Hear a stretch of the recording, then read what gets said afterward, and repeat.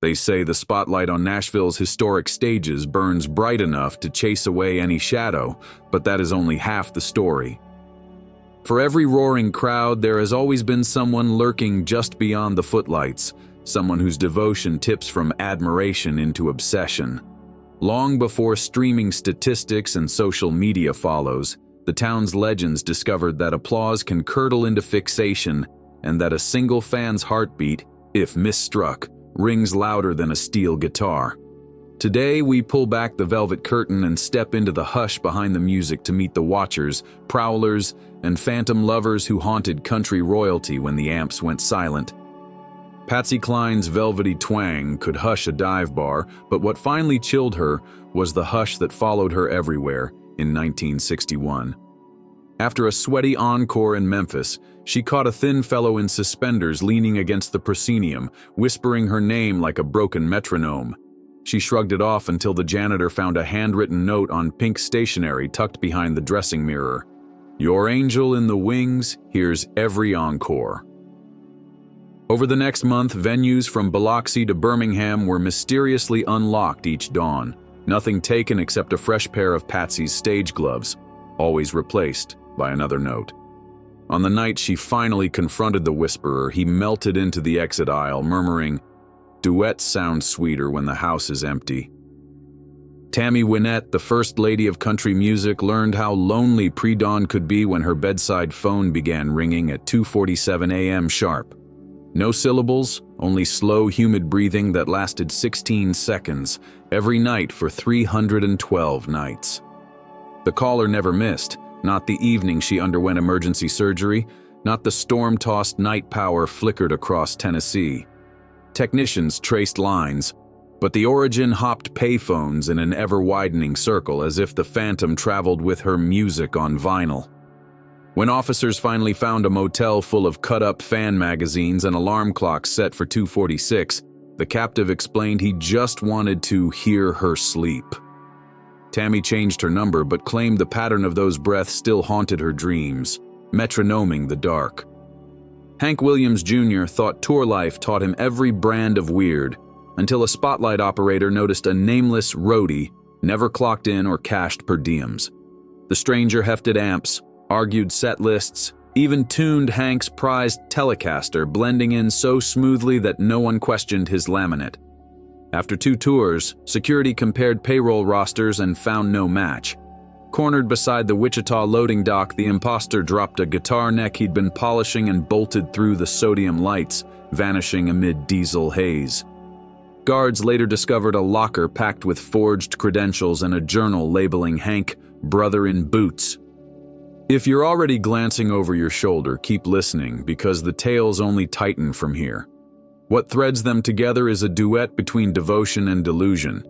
Each admirer hears a personal harmony the rest of us can't pick up, a frequency beneath steel strings. For the legends, discovering that whisper feels like noticing a second shadow, one you never cast. Sometimes they step away only to find it steps faster, matching stride, humming the bridge of their greatest hit as though it were a wedding march halfway down the aisle. Loretta Lynn was used to cold, dark nights, but nothing prepared her for the rhythmic tapping that followed her from motel to motel in 1973. The first incident came in Tulsa. 3 deliberate knocks against the window pane at 1:15 a.m., 2 nights later in Amarillo, same tap, same time, though her suite perched 7 floors high. A porter finally glimpsed a figure balanced in a cherry picker parked at a construction site next door. Police arrived to find the lift lowered and empty, controls still warm. Loretta's band joked the window tapper must be able to fly. She stopped laughing after waking to a breathy chorus of "Coal Miner's Daughter" drifting from the fire escape. Dolly Parton's Stalker rewrote reality instead of lyrics. In 1980, a county clerk stamped documents for one Clifton Parton, who adopted Dolly's surname and filed a marriage declaration listing the superstar as spouse. Dolly chuckled until husband Parton began mailing annotated Bible verses about covenant vows, alongside photocopies of his new driver's license. The crescendo came outside Knoxville when he commandeered a floral van and tried ramming her tour bus, bridal bouquet wilting on the dashboard. Guards disabled the engine, and Dolly kept the smashed flowers pressed in a book titled Heart Songs, a reminder that fantasy can drive with no brakes. Johnny Cash faced a devotion so somber it dug into sacred ground. In 1985, caretakers near Hendersonville noticed fresh spade marks beside the Cash family plot and a jar of magnolias resting by an unfinished hole. A shawled woman was detained with a trowel and a warped Ring of Fire cassette, insisting she needed to be close in the next life. Police warned her off, yet new bouquets kept appearing after thunderstorms, watered by heaven and hell alike.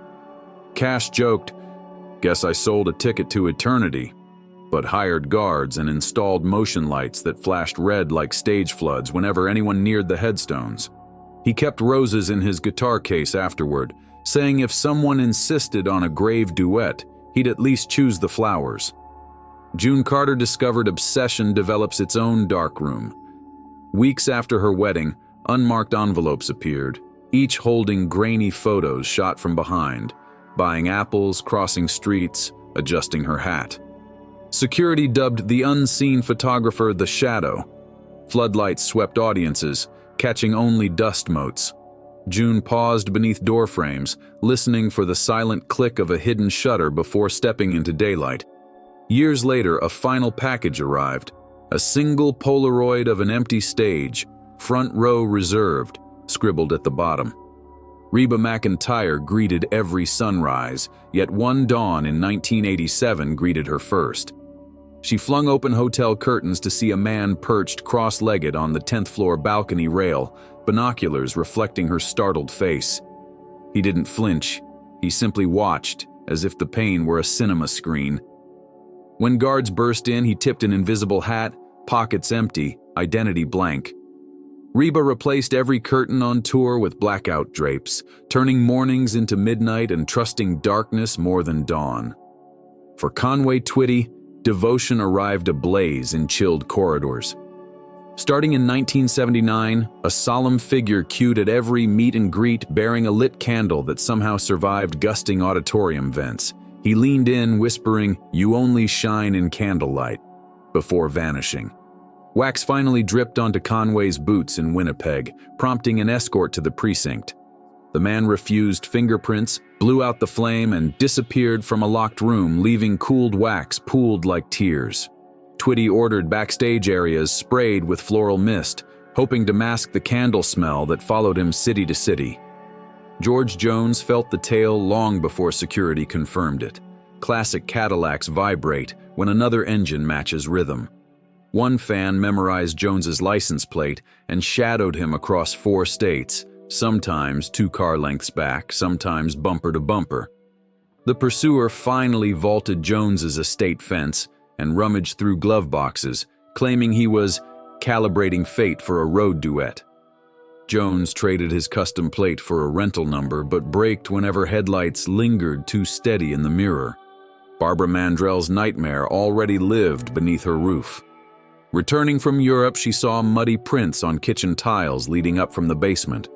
Police found a cot, half-eaten peaches, and a journal addressed "My future wife Barbara," cataloging her shampoo scent and the exact steps from bed to exit. Estimations put the basement dweller there for 2 weeks, venturing upstairs only during alarm resets. Mandrell installed motion sensors and adopted a bear-sized dog whose nighttime breaths assured her that at least one creature wanted only to guard, not claim her. Porter Wagoner thought rhinestone suits defined devotion until a 200-page tome titled Our Life Together landed on his porch. The manuscript chronicled an imaginary courtship backstage at the Opry and ended decades later with matching granite headstones. The author swore they conversed nightly in dreams, leaving Porter to wake scribbling notes about conversations he never remembered having. He set a tape recorder by his bed. It captured only his own uneasy breathing between songs that never left REM. Minnie Pearl's contagious laugh turned cold during her 1971 tour. A stooped man stationed himself dead center at every show, laughing an octave louder, half a beat late. Ushers never sold him a ticket, and exit staff never saw him leave. After 6 weeks, Minnie recognized the laugh before it began, a sonic calling card that crawled under her polka dot collar. She shortened closers, hoping to escape first, but the man always squeezed in one braying note through the closing applause, signing the night with sound. Roy Acuff left the earthly stage in 1992, yet one follower refused the final curtain. Groundskeepers found a man curled beside Acuff's tombstone, transistor radio playing vintage Opry broadcasts. He claimed Roy visited in dreams, teaching celestial fiddle solos. Staff eventually stopped ejecting him, deciding encore audiences might exist on both sides of the veil. When he finally vanished, only a broken fiddle string lay on the grass like a spent prayer. Kitty Wells faced fandom that literally bled. During a 1965 residency, her mailbox filled with letters penned in pig's blood, twisting her lyrics into vows of eternity. Kitty sang behind a plexiglass barricade that mirrored stage lights toward the crowd like a shield. She joked it kept lipstick off her dress, but stagehands saw her fingers tremble during solos. The letters stopped when the tour ended. No one knows if distance cooled the writer's zeal or the pen simply ran dry. Mel Tillis could laugh at his stutter, yet words froze the night he stepped from a hotel shower to find a stranger in full rodeo regalia sitting on the toilet lid. Mixtape labeled, "Our Wedding Reception Side A." The cowboy whispered, "Almost time," then slipped away. Minutes later, the fire alarm shrieked. Guests evacuated, the cowboy already gone. Tillis began carrying a pistol polished bright enough to reflect hallway lights, a silent promise that showtime would start on his cue, not someone else's. Jeannie C. Riley woke to hymns drifting over her porch at dawn. A bearded man knelt, arms skyward, chanting she was the goddess of Nashville, and the world would end if her voice fell silent. Police escorted him away, but Jeannie hummed nightly afterward as though melody were mortar holding the cosmos. Weeks later, she found a weathered Bible open to Revelation, margins filled with her lyrics. Too scared to keep it close, too worried to throw it away, she shelved it high, half scripture, half warning sign. Charlie Rich's mailman once delivered a crystal vial of ashes with a note, "This is what I'd burn for you." Forensics never identified the residue. Rich locked it in his gun safe, yet each time he opened the door, the vial had edged forward, eager to greet him. Crew members joked his piano ran hotter on those nights, keys smoking under the fire of unseen devotion. Dottie West's reflection turned horror when she found the same phrase etched into every motel mirror. "You see me even when you don't." Maintenance swapped glass. She changed hotels, yet the words returned. Covering the mirror with a towel only led to the sentence scratched into the television screen instead. Dottie started wearing sequined shades on stage, preferring to watch the audience rather than risk seeing that message glowing back from any shiny surface. Faron Young believed he'd faced every kind of crowd until footage showed a mysterious cowboy hat in the stands for 3 shows straight. Guards pursued, but found only warm seats and unsold stubs. Cigarette smoke drifted from dark corners moments before each curtain, yet no smoker was seen. Eventually, Young tipped his own hat toward the shadows and lit a cigarette, figuring some mysteries prefer a respectful nod to an armed escort. Ernest Tubb thought his only worry was keeping "Walking the Floor Over You" in key. But real discord arrived in 1954 when the Opry office forwarded anonymous 78 RPM records pressed on translucent red shellac. Each disc played 3 minutes of silence, then a rasp that recited the exact mileage on Tubbs' tour bus. After every leg, a fresh update appeared, stamped the dawn after he parked. One night in Shreveport, a stagehand opened an amp case and found a record already spinning. No turntable, just the disc rotating on its edge as if unseen fingers cranked destiny. Tubb smashed it, yet shards still clicked out the mileage like a haunted odometer. Glen Campbell's meteoric climb inspired hopeful pickers, but one admirer preferred sharper gestures. Fresh roses kept appearing on Campbell's hotel pillows, each stem shaved to a weapon-fine point. Cameras finally caught a bellhop slipping the bouquet through a cracked door, using the thorny stalk itself to jimmy the lock. Management fired him, yet new roses sprouted in stranger places, wedged into elevator doors, impaled through guitar string packets, even stabbed into the frosted center of a room service cake shaped like a heart. Campbell learned to check every bloom for barbs before inhaling its scent. Buck Owens adored bright stage lights, yet he dreaded the flicker that began dogging him in Bakersfield. Concert films showed a camera lamp pulsing from the 10th row, blinking Morse code bursts that spelled "Sing for me." When venues banned flash photography, the signal shifted to cigarette lighters raised in exact patterns, then to handkerchiefs twirled in strobe-like obedience. Owens swore the patterned glare crawled into his tempo, making solid metronomes stumble.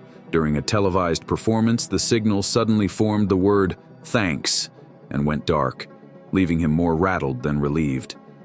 Merle Haggard had done hard time and thought nothing outside a cell could spook him until a note appeared on his Stratocaster in 1973. "We shared a roof once. Brother 45201, now I share your stage." Security combed San Quentin logs but found no parolee with that number. Shows rolled on, yet Merle swore he heard an extra guitar breathing in the monitors. In Reno, he glimpsed a tattooed forearm behind the curtain, signaling the same prison hand sign he remembered. Guards lunged, the arm vanished, leaving a visitor badge stamped "Void." Merle slammed the closing chord, praying volume would drown whatever steps matched his own. By now, the pattern is unmistakable. Wherever fame drops a pin, fixation plants its flag. Backstage corridors, bus aisles, even vinyl grooves become hunting grounds for hearts tuned to the wrong frequency. Each new incident layers a chord of dread over success, until the melody trembles with ghost notes only the artist can hear. That private feedback hum never fades when house lights dim. Still, every legend steps to the mic, understanding that devotion, like feedback, can squeal or sing depending on the hand at the dial. So as the last chord fades and crews coil cables under exit lights, remember that the gulf between fan and phantom is just a heartbeat held too long. Celebrate the music, share the stories, but keep respect louder than desire. Because down in those hushes between encores, a performer must trust that most listeners cherish the song without trying to steal it. Fame is a fragile stage, and we're responsible for keeping its boards from cracking under the weight of reckless love. Spotlights fade, guitars are cased, and tour buses roll on, but obsession has no encore schedule. These 20 stories prove that fame's glow can attract moths willing to scorch their own wings just to get an inch closer. Some stalkers chased love, others chased legends, and a few chased only the echo of their own loneliness reflected off gold records.